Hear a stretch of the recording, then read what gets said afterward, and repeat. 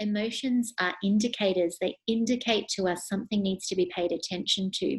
So if we can be mindful and we can kind of tune in without having to be scared of our emotions, it can actually be really useful information to us about what's the next step that I need to do here. Hi guys, this podcast explores the importance of our connection, well-being and mental health. To reason with someone is to motivate them to do or accept topics, ideas and issues through discussion and having conversations. This podcast is for those that want to raise their awareness, change their perspective or just have a good time. My vision is to help people find reason to live, to grow and to understand. I do that through this podcast as well as counselling individuals that want to help themselves. No, he needs to know. I just think he's gonna talk and it's gonna make a lot of sense. Hold up. Wait a minute. Something ain't right. One man, one podcast. 3, 2, 1. Reason With Me podcast, episode 13. It's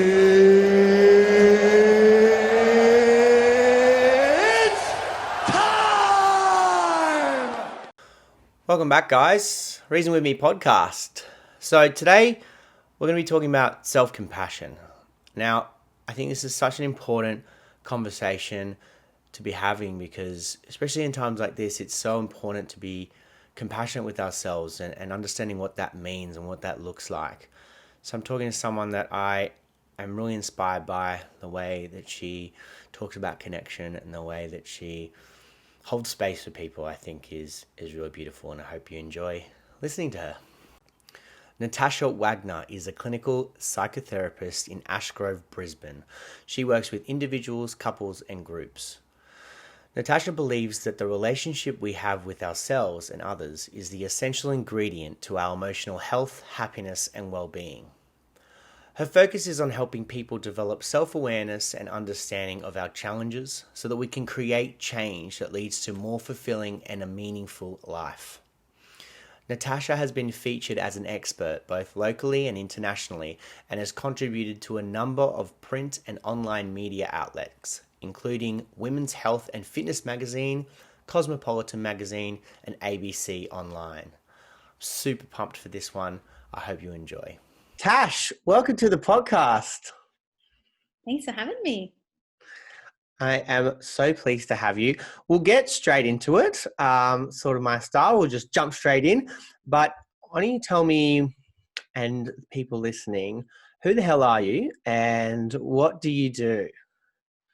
Sure. Who the hell am I? So I'm a clinical psychotherapist and I run my own private practice. I'm based in Brisbane, Australia, for people who are in Australia who know where that is, or if you have any international listeners, I am in Aussie land. And I guess, I work with everyone from individuals, I work with couples, and I also work running process style orientated groups, which is kind of how we met through some training, which is pretty cool. I'm also a facilitator for the Blue Knot Foundation, which is the National Centre for Excellence in Trauma as well. So that's a little about me and the work that I do. Awesome. That's so good. I didn't know that last part. I really want to get on the Blue Knot register to be a provider for them. I think that'd be awesome. That's super cool. We met through the groups, group training and doing process group sort of work. And I think that's what probably got me so interested and intrigued with some of the work that you do. You've been running group process for quite a while. Do you want to? I mean, I'm very interested. Always very interested to know about your groups. But did you want to tell us a little bit about how that works and how that runs? Yeah, sure. So I guess in terms of the group, there's lots of different reasons why people come to group, and particularly the process-orientated groups that I run is really around people getting to explore not only who they are in a group situation, but I guess also how they interact with other people in a group situation. So we've all got what I say is our different kind of growing edges in relationship, which might be I want to work on how to handle conflict because I actually find conflict a little bit challenging. Or it might be, I really want to learn to kind of speak up and share my opinion. I get a bit shy or a little bit nervous.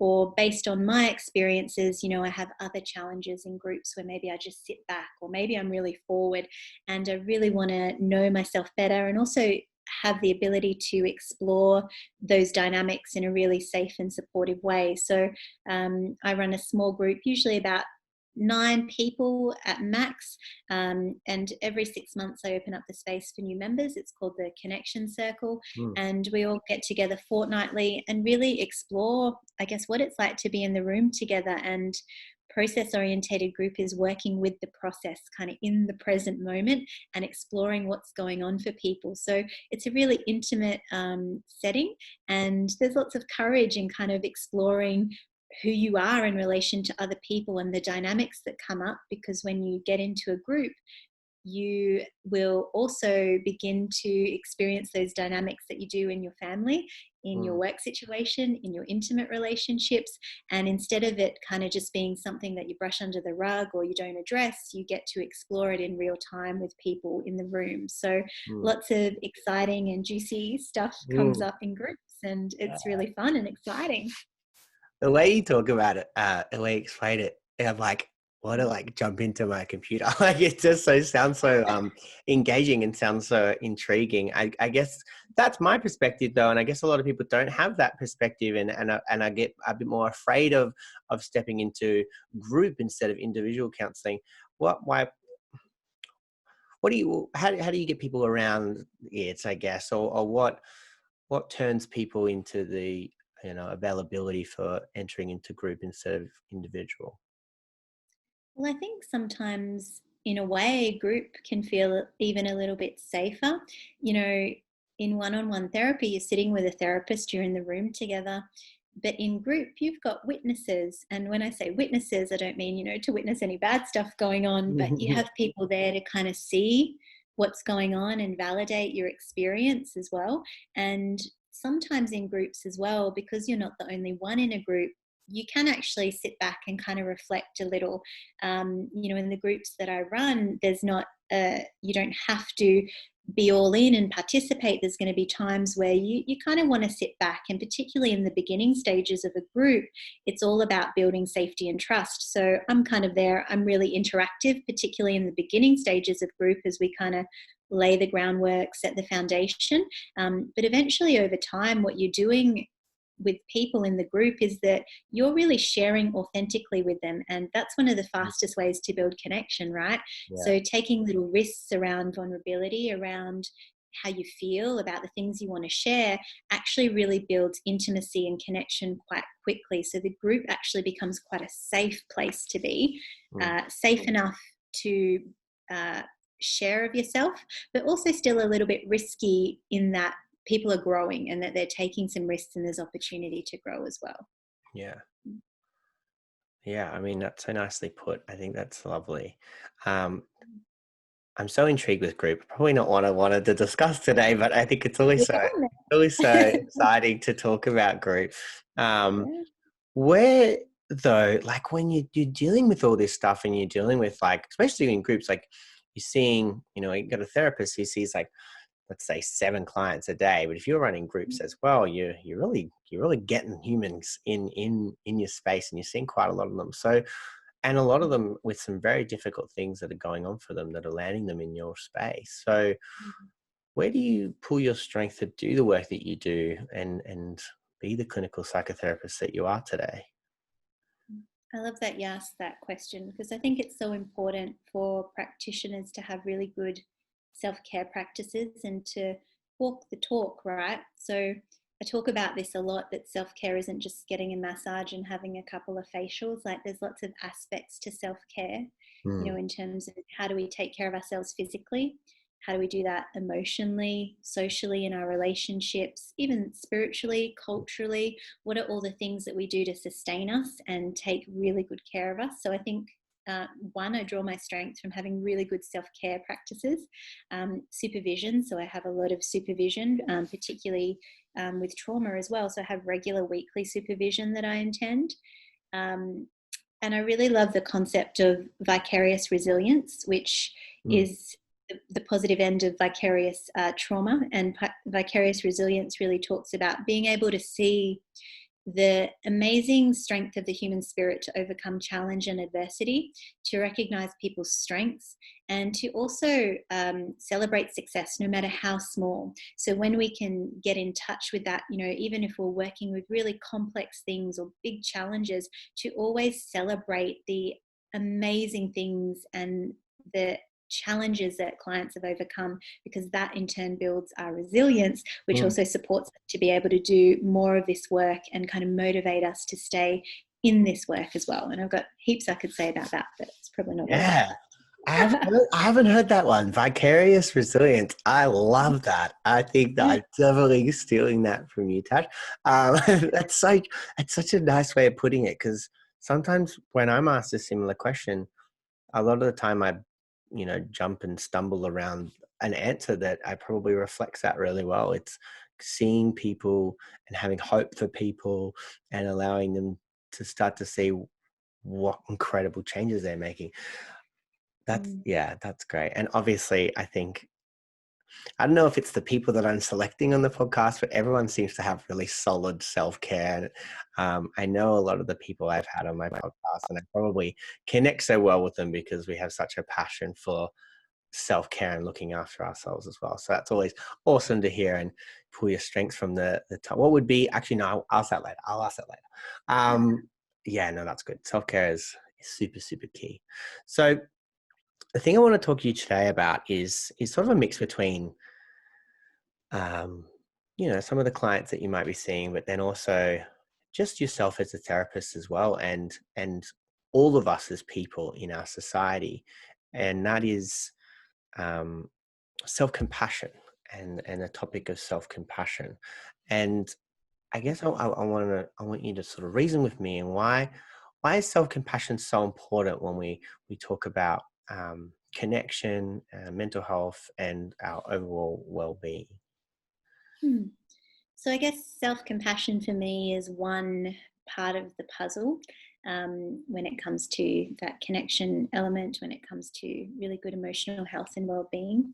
And it's important, I think, because one, it's kind of an internal resource that if we have it developed, we can draw on. It's always with us. It's something we can use. So the point I do want to make about self-compassion is that for some people, self-compassion, the best way I've heard it described is that we have train tracks, as in they're a bit dusty, and sometimes we need to dust off the train tracks and find those tracks of self-compassion. And it's relatively easy to bring in self-compassion, which is made up of mindfulness, acknowledging our common humanity, that we're not alone, and self-kindness, those three elements together.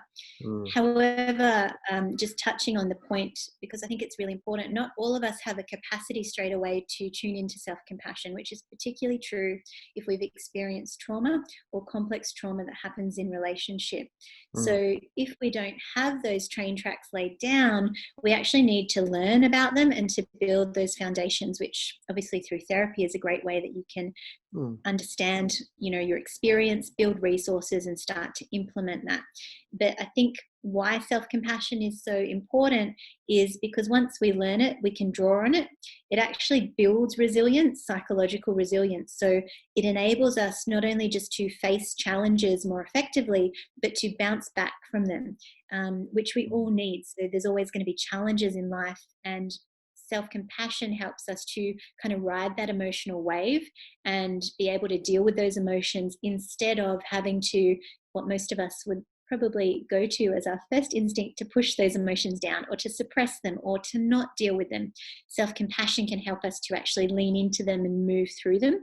And it's very, as I said, one piece of the puzzle, but I think it's an important one, and it's something we can learn, which is awesome, right? It's not too difficult to actually learn self-compassion. I think you make such an awesome point about when we choose not to be self-compassionate, it's almost like we refuse to put down those tracks and lay down those train tracks, like you said, and almost sabotage ourselves instead. And I guess that does come from a lot of what you're bringing to the table, whether that's your past or some relationship trauma or previous traumas. Oh, yeah. So how does that look like as a therapist, growing into the space and facing that, all the challenges that you've got as a human already, and then I guess the fact that you've got to help people you support people in their challenges as well. So how does self-compassion work for you? As in, how do I apply it? How do you apply it? Like, how does it sing for you when you're doing your day-to-day? I guess, here's the interesting thing about self-compassion. I think for me, it was definitely something I had to develop more of, and the pathway was compassion for other people. So, and I think this is true for many people that I talk to, right? It's often easier to be compassionate with other people than it is to be compassionate with yourself. So part of my work as a therapist, I think I learned how to be really compassionate with other people. And over time, doing this work and doing my own personal work, I learned that if I was able to apply that compassion to myself and use some of that energy with myself, I was a much more effective practitioner because one, again, I was really walking my talk. I was moving into my growth edges of, God, how do I be really loving and kind to myself? And I also had better capacity to manage the challenging stuff. So in terms of a practical example of how does it look for me, I used to have, and I still do, I think we all do, that inner critic, which instead of, kind of trying to just shut that out, which is what most people try and do, I'm really compassionate with myself. So I might take a moment to kind of tune in and I'll follow the principles. And I like to use a lot of supportive touch in what I do just to get back into the body. So, I might put a hand on my chest, a hand on my stomach, and I will take that moment of awareness and be like, you know what, this is a really difficult moment. And I had a moment recently actually, and I had to draw on all my resources and I was doing this and I was saying, this is a challenging moment. You are not the only one who's kind of ever felt like this. You will not be the last person and you'll feel like this again. I was drawing on that common humanity and I was trying to be really kind to myself, and everyone has different words of what they might say to self-kindness, but I kind of tell myself, you're okay, you've got this, we'll get through this together. And so I will often use that little mini break, like it's called a self-compassion break, where you kind of tune in, get in touch with the body, take a mindful moment, acknowledge you're not alone, and speak really kindly to yourself. And I'll be honest, that's not an easy thing to develop if that's not your natural go-to. But it took quite a bit of time, and with practice though, it really becomes part of who you are. And then the great thing about self-compassion is I think it leads to loving kindness, which is then to be able to give lots of loving kindness to others and to yourself, which when you put out that energy, obviously we're energy conductors, and receivers, you get that in return. So it kind of opens you up not only to self-compassion, but to loving kindness for other beings and for yourself, which I think is really beautiful. And I've definitely felt the effects of. Yeah. It's so beautifully put. I think the thing that I pick up on the most is when we're self-compassionate towards ourselves. I think with a lot of my clients, there's sometimes where we're working together and I go, and I just have this nice feeling where I go, you've come too far now to go all the way back to where you once were. And I think a lot of the reason behind that, you said before, probably their resilience is just shining through, but also they've developed and they've learned the skills to be compassionate towards themselves. And that's sort of starting to be way more present and obvious in the room with people. And I think you're so right. I think it's definitely something we've got to develop. And I love those examples of sort of supported touch that helps, I guess, regulate yourself or whatever, or bring yourself back down. And that shared humanity as well. I think, can you talk a little bit more to that? Because I think that's such a beautiful expression. Yeah, so based on Dr. Kristen Neff's work around self-compassion, she identifies common humanity as one of the aspects of self-compassion that we can all tune into. And I guess it's simply around acknowledging that we're not alone in our experiences. Even just saying that can actually be a really big shift, you know, to acknowledge that when we're suffering or in pain or being challenged, that we aren't alone. And I can say this in all honesty, whatever you're going through, someone else has been through it. You know, someone else has also suffered. There's also been, you know, pain that another human has experienced. We all experience pain the same way. There's no amazing human being who doesn't know what pain and suffering is. So being able to acknowledge that we have this common humanity that we all share can be really soothing for us, and it can be really regulating. And it doesn't have to be a big moment. It can just simply be saying that in our minds, or even saying it out loud, you know, like, I'm not alone in this. I know other people have been through this. So yeah, it's a beautiful aspect of self-compassion.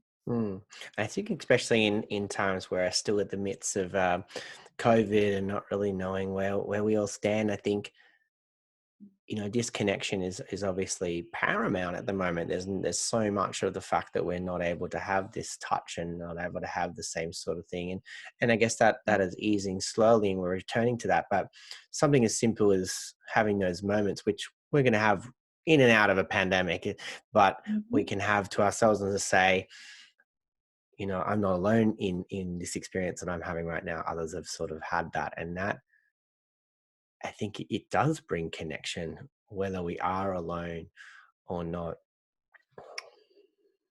Well, it's an important point. Like, you know, when you talk about loneliness, like, the thing that loneliness is about, it's not the physical loneliness. It's not feeling as though you can connect with meaning to anyone. And, you know, we could see COVID-19 as really the ultimate connection in some ways, or opportunity for connection, because we've all just gone through this massive thing together.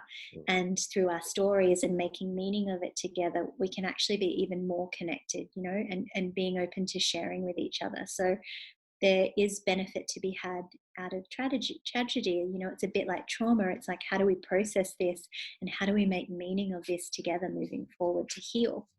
Yeah. So with the self-compassion, I think that is, obviously, you're right. It's not really linear and it's definitely not one size fits all.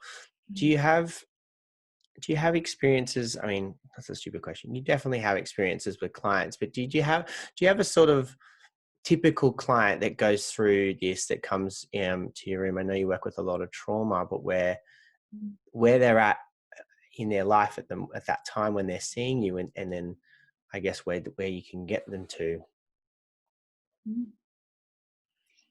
Have I experienced that, sort of people starting with no train tracks and then Yeah, kind of like what's that like? Like, is it quite common? Is that the standard journey for a lot of people?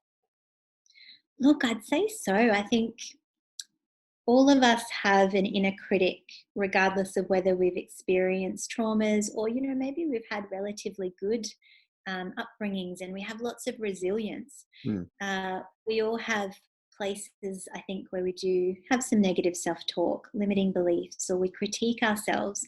And, you know, I can say to you that every person that I've worked with in some way could benefit from self-compassion, you know, or it's something that we start looking at around, well, how do we stop, you know, blaming ourselves? How do we stop being so negative? How do we stop self-harm? All of those things, because there are more helpful ways of kind of being in the world and taking care of ourselves, you know.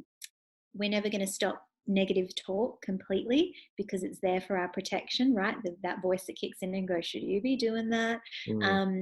But we all have that, but we can all also use this resource of self-compassion, I think. So every single person that walks into my room, absolutely, at some point, I think we talk about self-compassion. We talk about, how do we take care of our needs? How do we do really good self-care? How do we nurture those little parts of ourselves, you know, and take good care, particularly when we're in really heightened emotional states. Instead of trying to move away from things, how do we kind of lean into our emotions and give ourselves that compassion we would absolutely give somebody else? You know, we would never just sort of stand there and go like, meh, whatever, unless we're really kind of disengaged, with our friends, our loved ones. Of course, we'd be compassionate.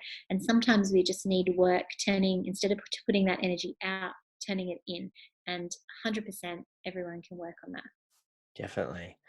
Mm. I think there's a lot of people that I guess we all come into contact with, and I think that there's some that stand out, or there's some that you connect with more than others. And I think for me, a lot of the time, it is that um, maybe that onus in themselves, that they know who they are, or they know how to look after themselves, and that kind of shines through and with their personality, or their ability to just be. And I think yeah, it is such a skill that people kind of come around to, and then can forget as well, and gotta put it back into practice. Yeah. Hmm.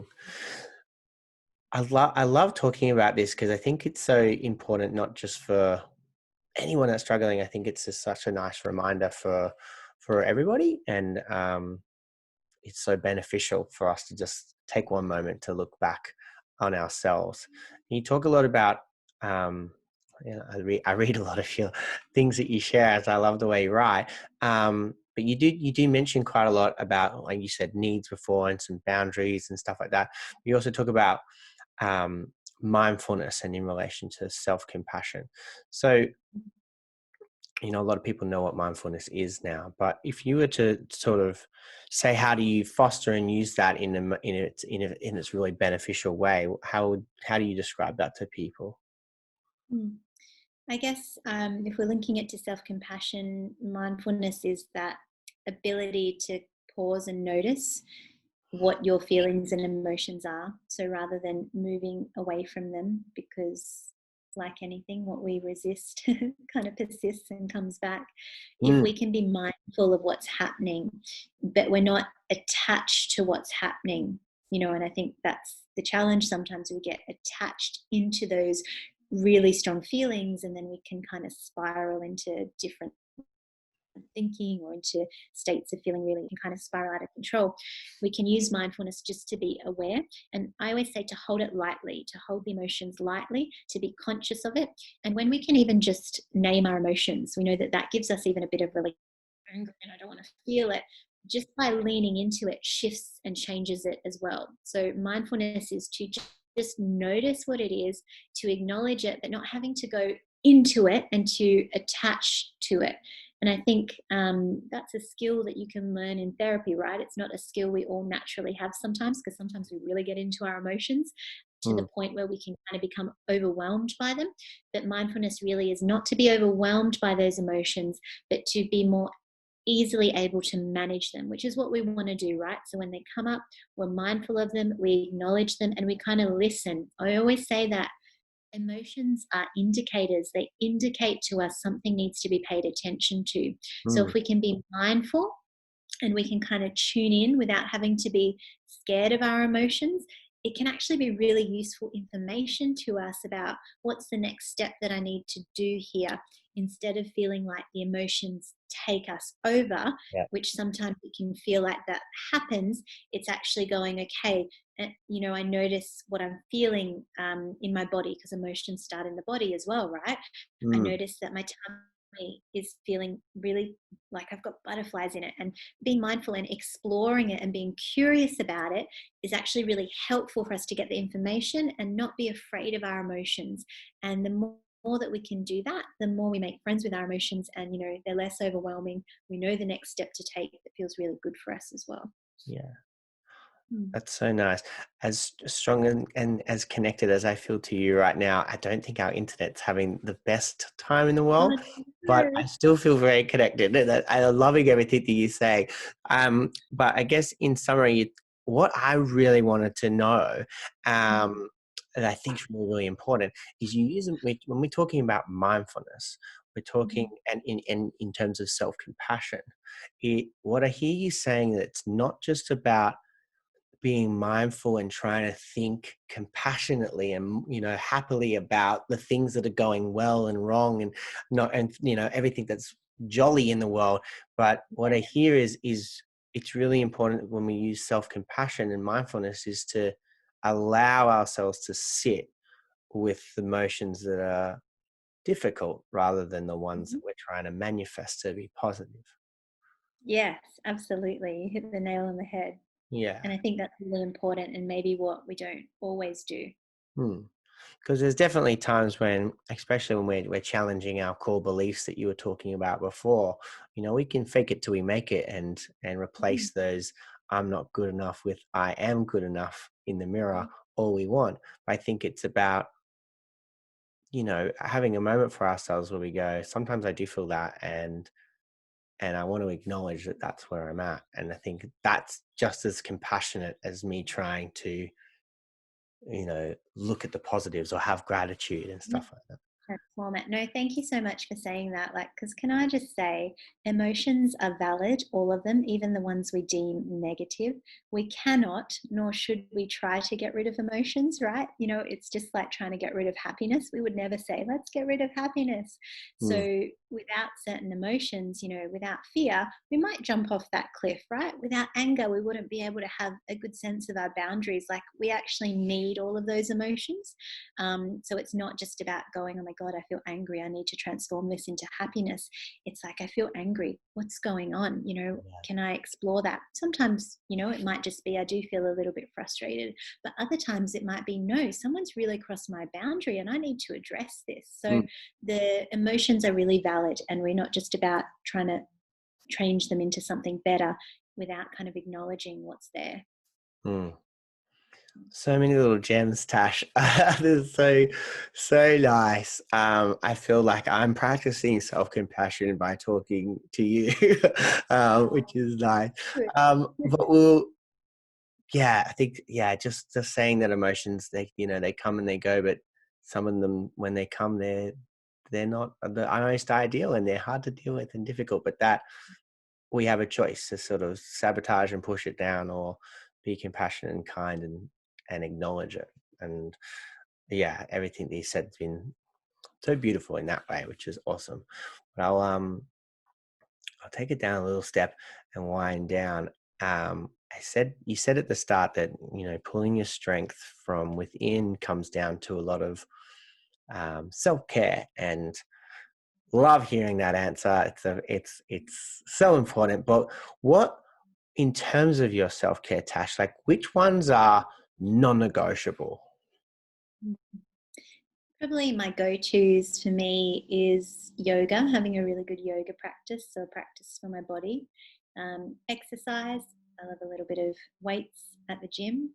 And the non-negotiables, I think, in addition to that, would be having time out. For me, I get a lot of energy in silence and just having a bit of space around me. So I work with people all the time. So I really, I guess, honor my space to myself, and whether that's, I want to have a day on the weekend where I'm just doing Netflix and chill. I also give myself permission to do Netflix and chill, or to just, spend half a day in bed and read a book and have that time to myself. So they're probably my non-negotiables, and I get a bit cranky if I don't get those things. Yeah, fair enough. I love that. Honoring the space to be with yourself. Yeah, that's a new one, which I love. And I guess I try and do that a lot as well, which is so important, I think, especially in the work that you do, to have that time just for you. And if you want to watch Netflix and chill, you do that. Yeah, you get that. Yeah, that's right. Treat yourself. Yeah. Cool. I know you have a little side hustle, which I also really, really like, the essential oils that you work with. And I guess we'll spend a tiny second about talking about that, because I know that would obviously something you would engage with to help regulate and be self-compassionate, because it puts you in that calm mindset with, getting that sensory idea of things. So I'll speak to a tiny bit of that. Mm-hmm. Yeah, so Alchemista is my co-founded business with my beautiful business partner, Sarah. So we started in 2018, I think we kind of started. In 2019 we launched. So our products are all Australian certified organic, and I guess the Alchemista was born because we really wanted people to have also products that they could use that were really good quality, vegan, cruelty-free, organic, but that could support them in really creating more ritual and more time and space for themselves. Clients that you see, I certainly see it, that there's so much busyness, or pre-COVID there was so much busyness, and people are a little bit disconnected from themselves, the rituals that they might want to do to really take that time out to self-care, to even tune in, from that spiritual aspect, to have a ritual where you sit with yourself and you can actually find the answers to the things that you might have questions to, or to know the next step to take for you. So aromatherapy or essential oils are great. The science behind this, I wrote a little post, is that they cross the blood-brain barrier through the olfactory nerve, through a sense of smell. And so there's research around using things like lavender and orange sweet oil to help with motivation, and scents can also reconnect us to memories. They can be really powerful in that way. So I do use essential oils. I don't make my clients use them, but I always have some on hand in my practice, or for myself, I pick up lavender, a little bottle of peace, and just pop some on my neck and use that to kind of connect to that sense of peace and intention, because we design the oils to be really intentional and for people to use them in their rituals. So sorry, I probably talked too long about that, but No, it's lovely. I've been meaning to actually get some because I don't like the one that's in my diffuser, and I would like some that actually have a bit more of a benefit to me when I do use them. So I'm definitely going to hit that up. Tash, I know it'd be very, very hard. I know you love reading, and I know you always have a lot of list of books on your Instagram. What if you had to choose one that you think's been very inspiring for you, and maybe that may be for others? What would it be if you were to choose one? Okay, I'll do a non-theory book because I read a lot of theory books. Yeah, me too. But I think you're going to know which book I chose because you love this book too. But Lost Connections by Johann Hari, I think, is kind of a relatively newish book, and some people may or may not have heard of it.